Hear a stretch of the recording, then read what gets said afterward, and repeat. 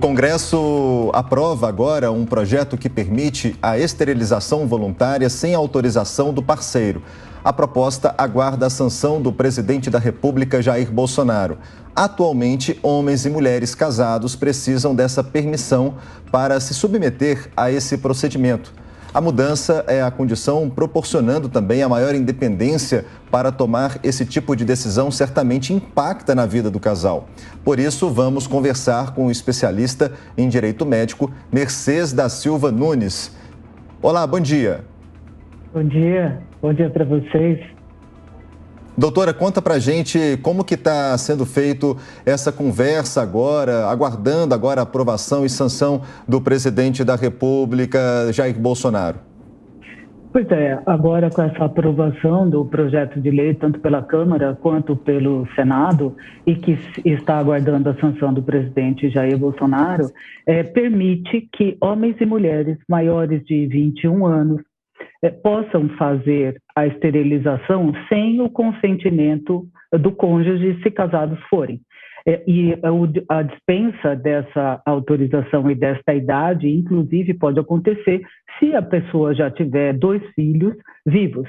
Então, agora, com esta nova alteração que mudou a legislação do planejamento familiar, a pessoa que não quiser ter filhos e for plenamente capacitada do ponto de vista civil, maior de 21 anos, pode sim requerer isso com prazo de até 60 dias, no caso da mulher, se tiver gestante, ela pode inclusive fazer essa esterilização no próprio parto.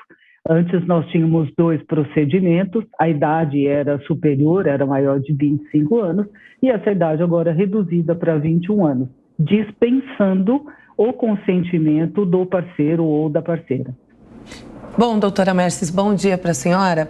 A gente sabe que esse projeto, como a senhora mesmo disse, envolve aí homens e mulheres. Mas o que significa, o que representa para o direito reprodutivo das mulheres? Bom, eu acho que isso particularmente é uma libertação. Eu não sou muito adepta de coisas muito avançadas, muito modernas. Eu acho que há um regramento e um controle sempre fez bem a todo mundo. Mas acho que a mulher ganhou esta condição de decidir sobre se quer ou não ter mais filhos.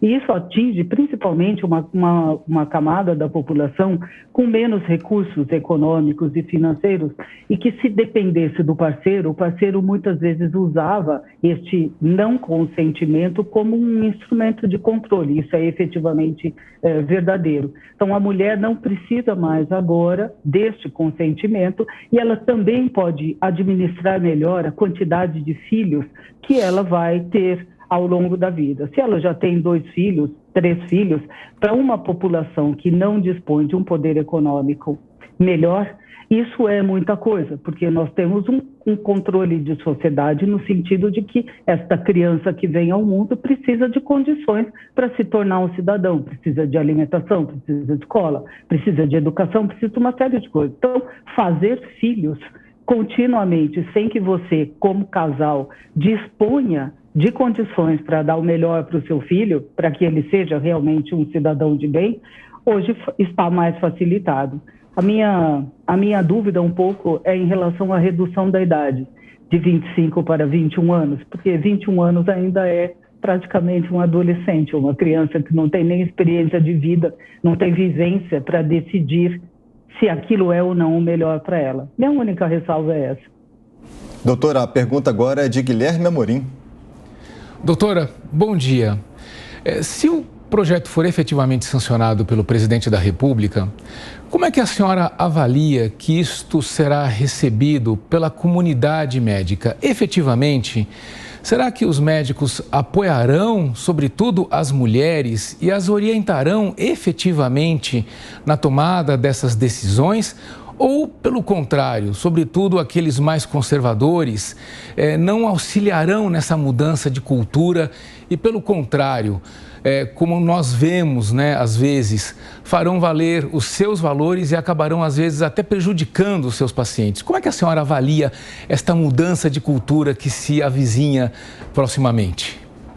Eu acho que talvez a gente tenha algum problema de verdade, porque médicos mais conservadores tendem a não dar muito ouvido a essa solicitação da mulher, vai fazer o parto e pode não realizar o procedimento de esterilização se ela fez a solicitação com até 60 dias antes do parto. Talvez isso, se acontecer, vai resultar numa ação de reparação de danos, pode ser contra o médico, pode ser contra o hospital, dependendo do caso concreto, mas é uma tendência. Eu acho que médicos mais conservadores vão procurar desencorajar o procedimento, dizendo que ela ainda é muito nova, que ela pode ter outras condições pela frente e procuram realmente desencorajar. Médicos mais novos são adeptos dessa nova mudança e acho que os mais novos podem fazer desde que atendidas essas condições. Uma coisa é certa, a legislação veio, se ela for sancionada pelo presidente da República, ela passa a valer e aí prevalece efetivamente o direito de homens e mulheres decidirem o que é que vão fazer pela frente com as próprias vidas. Doutora, a gente sabe que o presidente da República, Jair Bolsonaro, é extremamente conservador. Na opinião da senhora, a senhora acha que ele vai sancionar essa medida? É difícil dizer, de fato o presidente é bastante conservador, eu diria que extremamente conservador. É um direito que ele tem, nós vivemos num Estado democrático e cada um externa a sua opinião e os seus valores. Eu particularmente não sei te responder, mas pode ser que ele vete isso. Se ele vetar essa mudança, aí o Congresso vai ter que derrubar esse veto ou manter o veto. Não dá para dizer, cada um julga segundo os seus valores, né? Mas acho que o presidente pode vetar. Agora a pergunta do Guilherme de novo, doutora.